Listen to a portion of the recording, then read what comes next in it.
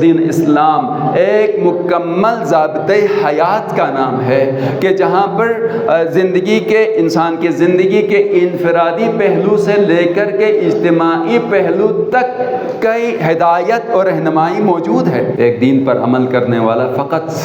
گھر کی حد تک یا مسجد کی حد تک رہ کر یہ نہیں کہہ سکتا کہ میں نے اپنا فریضہ انجام دیا، بلکہ اس شخص کو چاہیے کہ اپنے آؤٹ لک کو، اپنے دید کو وسیع کرے، وہ عالمی اعتبار سے جو نا سوچے، اس لیے کہ دین اسلام عالمی ہے، ایک خاص علاقے، خاص خطے کے لیے نہیں ہے، خاص ملک کے لیے نہیں ہے، بلکہ یہ عالمی دین ہے۔ تو اس عالمی دین کے ماننے والے کو چاہیے کہ اس کی سوچ بھی وسیع ہو، عالمی ہو۔ چنانچہ خالق کائنات نے ارشاد فرمایا، هو الذی ارسل رسولہ بالہدی ودین الحق لیظہرہ علی الدین کلہ ولو کرہ المشرکون، کہ وہ ذات جس نے اپنے رسول کو ہدایت اور حق کے ساتھ بھیجا، لیظہرہ علی الدین کلہ، تاکہ وہ تمام اس دین اسلام کو تمام دین پر غالب فرما لے، ولو کرہ المشرکون، اگرچہ کہ یہ بات مشرکوں کے لیے ناگوار گزرے۔ دین کی تعریف میں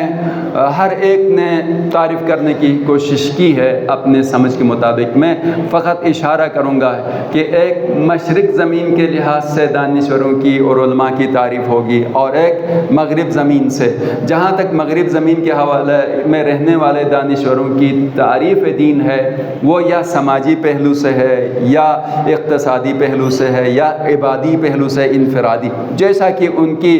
مقدس کتابوں میں دین کے بارے میں بتایا گیا ہے، یا ان کے دین کے حوالے سے جو تعلیمات ملی ہیں اسی حساب سے انہوں نے اتخاذ کیا، یا اپنے ذہن سے ایک دین کی تعریف کی جس کا خلاصہ فقط یا سماجی پہلو ہے، یا اقتصادی پہلو ہے، یا پھر عبادی پہلو ہے، زیادہ تر عبادی اور سماجی پہلو ہے، کہ جس میں انہوں نے کہا دین کا تعلق فقط چرچ اور کلیسا سے ہے، اور اس کا تعلق اجتماع سے نہیں ہے، سماج سے نہیں ہے۔ ایک تعریف اس طرح سے آئی، اور ایک عرصے تک اسی چرچ کو بہت ہی دین اور اقتصاد سب میں، سماجات سب میں ذمہ دار قرار پایا، لیکن چونکہ اصل کتاب انحراف شدہ، تحریف شدہ کتاب میں وہ ہدایت، وہ نظام موجود نہیں تھا، جس کی وجہ سے ایک وقت ایسا آیا کہ چرچ کو محدود کر دیا اور دین کو اقتصادیات، سیاسیات سے الگ کر دیا۔ فقط اشارتاً عرض کر رہا ہوں، وقت نہیں میرے پاس۔ تو یہ ایک تعریف آئی کہ جو کسی بھی لحاظ سے دین کی تعریف ہے، یہ کامل اور مکمل نہیں ہے، اور مشرق زمین میں ہم اپنے مکتب کے حساب سے جو دین اسلام کے پیروکار ہیں عرض کرنا چاہوں، خلاصہ یہ ہے کہ دین اسلام ایک مکمل ضابطۂ حیات کا نام ہے کہ جہاں پر زندگی کے انسان کی زندگی کے انفرادی پہلو سے لے کر کے اجتماعی پہلو تک کئی ہدایت اور رہنمائی موجود ہے، چاہے انسان کی انفرادی ہو، چاہے انسان کی اجتماعی ہو۔ حتیٰ دین اسلام نے انفرادی لحاظ سے ایک آدمی اکیلا گھر میں رہتا ہے تو بھی ایک دستور دیا ہے، اور اسی طرح سے کھانا کھانے کے دستورات سے لے کر کے رفاجت کے بھی اسلام نے رہنما اصول دیے ہیں۔ تو اور اسی طرح سے اجتماعیات میں جاتا ہے، اقتصادیات میں جاتا ہے، معاملات میں جاتا ہے، سیاسیات میں جاتا ہے، تو ہر لحاظ سے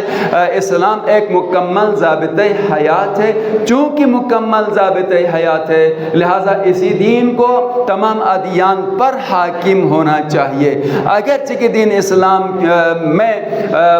گزشتہ ادیان کے حوالے سے، گزشتہ جو آسمانی کتابیں ہیں اس حوالے سے قرآن کریم نے ان کتابوں کے نزول جو ان پیغمبروں پر ہوئی ہیں جو نا تصدیق اور تائید کی ہے، اور مہیمن بھی ہے ان کی تعلیمات پر، یعنی قرآن کریم ادیان ما سبق پر بھی تسلط رکھتا ہے، جو ان میں سے جو احکام کلی دین سے متعلق تھے اسلام نے باقی رکھا، لیکن جو شریعتوں کے اعتبار سے تھے جن کا عمل کا وقت گزر گیا تو اسلام نے ان وقتی احکام کو جو ہے کینسل کر دیا۔ اور چونکہ اسلام ایک آفاقی اور عالمی دین ہے، اور لہٰذا اسی دین کو پورے ادیان پر غالب ہونا چاہیے، اور خداوند متعال نے اپنے آخری نبی حضرت محمد مصطفیٰ صلی اللہ علیہ وآلہ وسلم کو، آپ صلوات سب مل کر نہیں پڑھ رہے ہیں،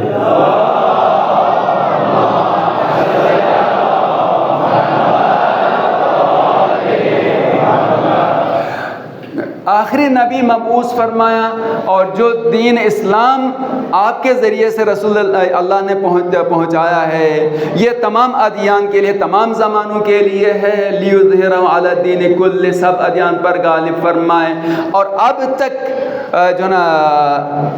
غالب نہیں ہوا، غالب فرمائے گا۔ میں یہ عرض کرنا چاہ رہا تھا کہ اس جو نا عالمی دین کے تا قیامت رہنے والے دین کے ماننے والے کی دید بھی وسیع ہونی چاہیے، اور اس کے انتظار کا بھی جو نا افق عالمگیر ہونا چاہیے۔ یہ فقط صرف نعرہ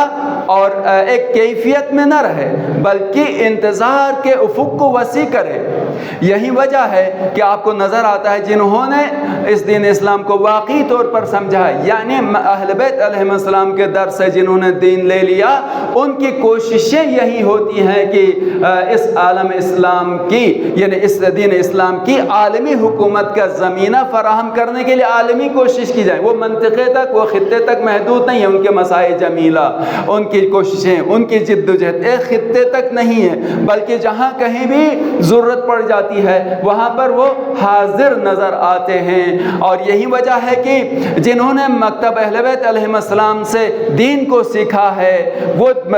جہاں کہیں بھی کسی انسان پر ظلم ہوتا ہے اس کے خلاف صدا احتجاج بلند کرتے ہیں۔ آج فلسطین کے مظلوموں کی مدد بھی کرتا ہے، تو وہی جس نے دین کو اہل بیت علیہ السلام سے لیا ہے، فلسطین کے مظلوموں کی جہاں پر